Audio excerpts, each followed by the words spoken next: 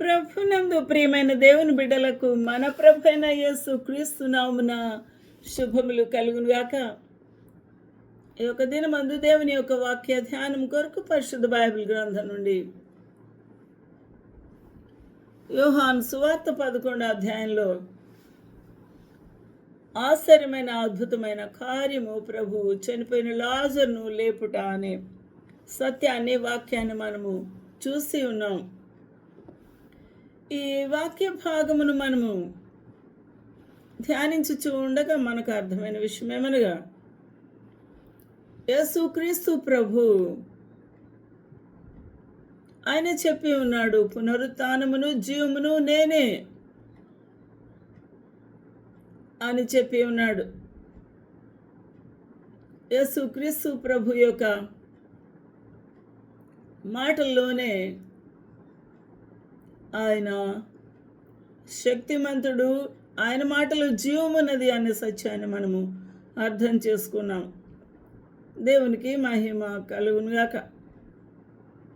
ఇప్పుడు ఈ యొక్క పాఠ్యభాగంలో ధ్యానంలో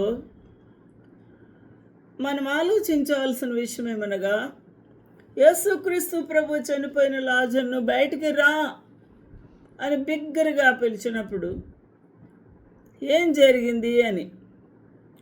When he thus had spoken, he cried with a loud voice, Lazarus, come forth. ఆ స్వరము ఆ పర్వతపు గోతిలో గుహలో ఉన్న ఆ ఎముకలకు మురిగిపోయిన శరీరమునకు చొచ్చి వెళ్ళింది. వెంటనే ఏం జరిగింది? చనిపోయిన వాడు లేచి ఉన్నాడు. కానీ ఎలా లేచి ఉన్నాడు? కాళ్ళు చేతులు ప్రేత వస్త్రములతో కట్టబడిన వాడై ఉన్నాడు.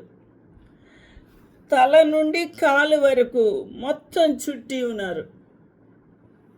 ఏం మాత్రం కూడా సందు లేదు.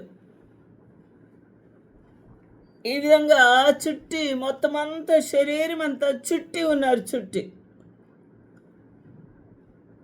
అయితే ఎప్పుడైతే ఈ స్వరం విన్నాడో ఆ కట్టబడిన శరీరముతోనే అతడు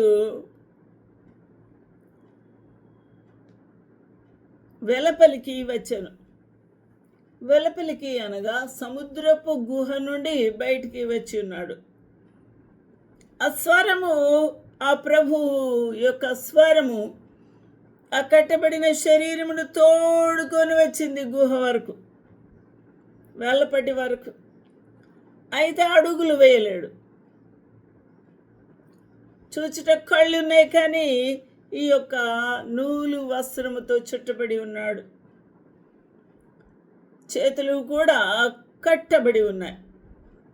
అందువల్ల యేసు ప్రభు ఏం చేస్తున్నాడు? యేసు, మీరు అతని కట్లు విప్పి, ఇక్కడ మానవుల యొక్క ఆవశ్యకత, పని అవసరమై ఉన్నది. మానవులు కట్టిన కట్లను విప్పాలి. ఆ ఆటంకము, అడ్డుబండలను తొలగించాలి. అప్పుడు కానీ లాజరును అడుగులు వేయలేడు. అందువల్ల యేసు ఏమన్నాడు? మీరు అతని కట్లు విప్పి పోనీయుడి. He that was dead came forth, bound hand and foot with grave clothes, and his face was bound about with a napkin. Jesus said unto them, loose him and let him go. మీరు ఆటంకపరచవద్దు, ఈ కట్లను విప్పివేసి పోనీయుడి అన్నాడు. ఆ తర్వాత జరుగుతూ ఉన్న సంగతులను గూర్చి, ఆ సంఘటనలు గూర్చి, ఆ ప్రజల మధ్య జరుగుతున్న విశేషమైన అలజడి గురించి ఇక్కడ మనం ధ్యానించుదాం. కాబట్టి యోహాను సువార్త 11:45 మరియ యొద్దకు వచ్చిన ఆయన అనగా యేసుక్రీస్తు ప్రభు చేసిన కార్యమును చూచిన యూదులలో అనేకులు, ఎందుకనగా మరియా, మార్తా, లాజరు యూదులు, భయభక్తులు గల కుటుంబము, అనేక మంది యూదులతో స్నేహభావము కలిగిన వారు, మంచి విశ్వాసము కలిగిన వారు. కాబట్టి యేసు ప్రభువు చేసిన గొప్ప కార్యము, ఆశ్చర్య కార్యము, చనిపోయిన లాజరును లేపుట అనే ఆ గొప్ప కార్యమును చూచి యేసు నందు విశ్వాసముంచిరి. The many of the Jews which came to Mary and had seen the things which Jesus did believed on him. యేసు నామమునందు విశ్వాసముంచి ఉంటున్నారు. హల్లెలూయా. ఆ ప్రభు చేసిన అద్భుత ఆశ్చర్య కార్యములను, ఆ ప్రభు చేసిన ఆ యొక్క గొప్ప కార్యమును చూచి వణుకుతూ ఆశ్చర్యము కలిగిన వారుగా అనేకులు ఉంటే, కొంతమంది భయభక్తుతో ఆ ప్రభు నామమునందు విశ్వాసం ఉంచారు. ఆయన నిజమైన దైవము, శక్తిమంతుడు, అద్భుతాలు ఆశ్చర్య కార్యములు చేయగలవాడు, చనిపోయిన లాజరును కూడా లేపిన మహాత్ముడు అని వారు విశ్వాసం ఉంచారు. ఇక్కడ మరి ఒక గ్రూపు ఉంది. ఈ మరి ఒక గ్రూపు వీరు కూడా యూదులే. ఈ యూదులు, ఇందులో వీరు పరిసయ్యులు, కొంతమంది పరిసయ్యులు. ఆ యొక్క యూదులు కొంతమంది పరిసయ్యుల యొద్దకు వెళ్ళారు, మోసుకొని వస్తున్నారు ఈ యొక్క విషయాన్ని. యేసుక్రీస్తు ప్రభువు లాజరు సమాధి వద్ద ఏమి చేశాడో తెలియచేయడానికి పరుగున పరిసయ్యుల యొద్దకు వెళ్ళి యేసు చేసిన కార్యమును గూర్చి వారితో చెప్పిరి. But some of them went there way to the Pharisees and told them what things Jesus had done. యేసు క్రీస్తు ప్రభు ఎంత మహాత్ముడు, ఎంత గంభీరమైన కార్యం చేసి ఉన్నాడు. 4 రోజుల క్రితమే చనిపోయిన లాజరును ఎట్టి విధంగా లేపి ఉన్నాడు అనే విషయాన్ని పరిసయ్యులకు చేరవేశారు. మరి ఒక గుంపు గురించి ఆలోచన చేద్దాము. ఈ గుంపు వారిలో కొందరు పరిసయ్యుల యొద్దకు వెళ్ళి యేసు చేసిన కార్యములు గూర్చి వారితో చెప్పిన తర్వాత ప్రధాన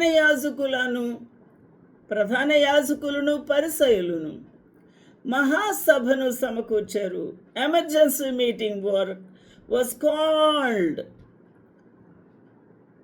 ఇక మనమేమి ఆలస్యం చేయకుండా వెంటనే సెన్హెడ్రిన్ సభను సమకూర్చి, ఈ మనుషుడు అనేకమైన సూచక్రియలు చేయుచున్నాడే, ఇక మనం ఆయన ఇలాగూ వదిలివేస్తే, మనము ఇలాగ ఊరుకుంటే అందరూ ఆయన నామమునందు విశ్వాసం ఉంచుతారు. కాబట్టి ఇక యూదా మతం ఉండదు, యూదా సాంప్రదాయం ఉండదు, యూదా ఆచారం ఉండదు, ధర్మశాస్త్రం ఉండదు అన్న భయం వారికి ఉంది. కాబట్టి అందరూ ఆయన యందు విశ్వాసం ఉంచుతారు. అప్పుడు రోమీయులు వచ్చి మన స్థలమును, మన జనమును ఆక్రమించుకొందురు. వీరి స్థలమును, వీరి ప్రజలను వారు పోగొట్టుకోకుండా వారి యూదా మత పద్ధతిలోనే ఉండాలని ఒక నిర్ణయము చేసుకున్నారు. దేవునికి మహిమ కలుగునుగాక. ఈ నిర్ణయము వలన వారికి ఆ మతము, ఆ యొక్క ప్రజలు మరియు వారి యొక్క స్థలము వారికి దక్కుతుంది అన్న ఆ చెడు ఆలోచన, ఆ ప్రజల యొక్క మనోభావము ఆ విధంగా ఉండింది. If we let him thus alone, all men will believe on him, and the Romans shall come and take away both our place and nation. మన దేశాన్ని వారు ఆక్రమించేస్తారు రోమీయులు, మన జనములను తోడుకుంటారు. వారు లేకపోతే ఆ జనములను వారు ఆక్రమించుకుంటారు. ఆ యొక్క స్థలమును వారు ఆక్రమించుకుంటారు. కాబట్టి మనము సమస్తము కూడా కోల్పోయే పరిస్థితి రానే వచ్చింది అన్న భయముతోనూ యుద్ధ ప్రాతిపదికన వారు సన్హెడ్రిన్ సభను ఏర్పాటు చేయుటకు తలంచి ఉంటున్నారు. దేవునికి మహిమ కలుగునుగాక. ప్రజల యొక్క మనోభావాలు, యూదుల యొక్క మనోభావాలు, యూదుల యొక్క ఈ యొక్క లోకానుసారమైన ఆ యొక్క ఆలోచన విధానమే ఉంది. కానీ ఆ ప్రభు మహా సృష్టికర్త, ఆయన సర్వమును ఎరిగినవాడు, సమస్తము ఆయన ఆధీనములో ఉన్నది అన్న సంగతి మాత్రం వారు గుర్తించలేదు. ఈ యొక్క సాయంకాల సమయం అందు ఆలోచన చేయాల్సిన చాలా ప్రాముఖ్యమైన విషయం ఏమనగా, పరుగున ప్రభువుకు వ్యతిరేకమైన ఆ యొక్క సన్హెడ్రిన్ సభను ఏర్పాటు చేయుటకు వారు సిద్ధపడ్డారు. యోహాను సువార్త 11:50 మన జనమంతయు నశింపకుండా ఉండునట్లు ఒక్క మనుషుడు ప్రజల కొరకు చనిపోవటం మీకు ఉపయుక్తమని మీరు ఆలోచించుకోనరు అని వారితో చెప్పాను. ఎవరు ఈ మాట చెప్పింది? కయప అనే ప్రధాన యాజకుడు ఆ సంవత్సరము పరిపాలనలో ఉన్నాడు. యాజకుని యొక్క సీటు ఆయన పరిపాలించుచూ ఉన్నాడు. ఆయన ధైర్యంగా సన్హెద్రిన్ మహాసభలో ఎంత మంచి మాట మాట్లాడుతున్నాడు అంటే, మన జనమంతయు నశింపకుండా ఉండునట్లు ఒక్క మనుషుడు ప్రజల కొరకు చనిపోవుట మీకు ఉపయుక్తమని మీరు ఆలోచించుకొనరు అని వారితో చెప్పాను. ఈ యొక్క కయప ప్రధాన యాజకునికి ప్రభు యొక్క ప్రత్యక్షత అర్థమైంది. ఆయన మహాప్రభువు సర్వలోకములో ఉన్న ప్రజలను ఆయన ప్రేమించి ఉన్నాడు. కాబట్టి ఆయన తను తాను రిక్తునిగా చేసుకొని సర్వము విడిచిపెట్టి భూమి మీదకి వచ్చి చనిపోవడానికి ఇష్టపడ్డాడు.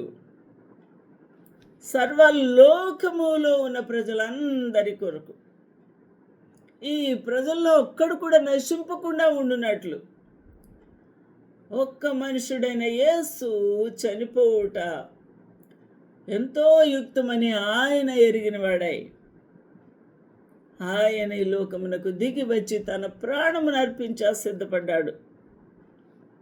అట్టి ప్రత్యక్షత ప్రభు యొక్క యేసుక్రీస్తు ప్రభు శిలువ కార్యమును గురించి ఆయన తన ప్రాణముని ఈ సర్వలోకమున కొరకు పెట్టబోతున్నాడు అన్న సంగతి, సర్వ మానవాళిని నశింపక నిత్య జీవం అనుగ్రహించినట్టు ఆ ప్రభు దయచేసి ఉన్నాడన్న సంగతి మీరు ఆలోచించరు.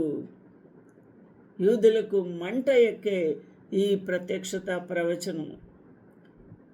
హల్లెలూయా. దేవునికి మహిమ కలుగునుగాక. కయప ప్రధాన యాజకునికి దేవుడిచ్చిన గొప్ప ప్రత్యక్షతను మనం ఇక్కడ చూస్తూ ఉన్నాము.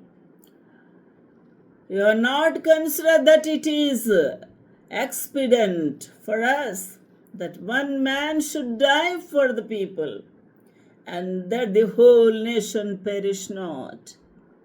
ఎంత గొప్ప కార్యము చేయడానికి ఆయన వస్తే అది ఉపయోగమని మీరు ఆలోచించుట లేదు అని ఆ సన్హెడ్రిన్లో ఉన్న ఆ ప్రజలకు చెప్పినప్పుడు వారు ఏమాత్రం కూడా సంతోషిస్తారా? ఆలోచన చేద్దాం. యోహాను సువార్త 11:51 తనంతటి తానే ఇలాగ చెప్పలేదు ఈ ప్రధాన యాజకుడు కయప. కానీ ఆ సంవత్సరము ప్రధాన యాజకుడై ఉండెను గనుక యేసు ఆ జనము కొరకు మాత్రమే కాక చెదిరిపోయిన దేవుని పిల్లల అను సమకూర్చుటకు ఏకపరచుటకు చావనై ఉన్నాడని ప్రవచించి ఉన్నాడు. దేవునికి మహిమ కలుగును గాక. ఇంత గొప్ప ప్రత్యక్షత యూదులలో సన్హెడ్రిన్ సభలో ఉన్న ప్రధాన యాజకునికి దేవుడు అనుగ్రహించి ఉండుట ఎంత ప్రభావంగా ఉంది, ఎంత మహిమకరంగా ఉంది. హల్లెలూయా. దేవునికే మహిమ, ఘనత, ప్రభావము కలుగును గాక. హల్లెలూయా. And not for the nation only, but that also he should gather together in one the children of God that were scattered abroad. ఇశ్రాయేలీలు ఆ దేశములకు చెదిరిపోయి ఉన్నారు, వెళ్ళగొట్టబడి ఉన్నారు. వారందరినీ సమకూర్చుటకే యేసు క్రీస్తు ప్రభు ఈ యొక్క మరణమును పొందబోతూ ఉన్నాడు అన్న గొప్ప సత్యము ప్రభు ఆయనకు బయలుపరిచి ఉన్నాడు. దేవునికి మహిమ కలుగునుగాక. ఆ దినము నుండే యేసును చంప ఆలోచిస్తూ ఉన్నారు. హల్లెలూయా. యోహాను సువార్త 11:53. కాగా ఆ దినము నుండి వారు ఆయనను చంప ఆలోచించుచుండిరి. హల్లెలూయా. Then from that day forth they took counsel together to put him to death. ఆ విధంగా యేసు క్రీస్తు ప్రభువును వారు చంప ఉద్దేశించి ఉన్నారు. అందువల్ల యేసు క్రీస్తు ప్రభు ఇక బహిరంగంగా యూదేలో ఉండకుండా, యూదులతో ఉండకుండా బహిరంగంగా సంచరింపక అక్కడి నుండి అరణ్య సమీపంలో ఉన్న ఎఫ్రాయిము అనే ఊరికి శిష్యులతో కూడా ఉండుటకు వెళ్ళి ఉన్నాడు. తను తాను సిద్ధపరచుకొనుటకు, తను తాను దాచుకొని సమయం కొరకు వేచి ఉండుటకు ఆ ప్రభు అక్కడికి వెళ్ళి ఉన్నాడు. దేవునికి మహిమ కలుగునుగాక. ఎంత గొప్ప అద్భుతమైన సంగతిని ప్రభు మనకు బయలుపరిచిన దేవునికి మహిమ, ఘనత, ప్రభావము కలుగునుగాక. ఆమేన్.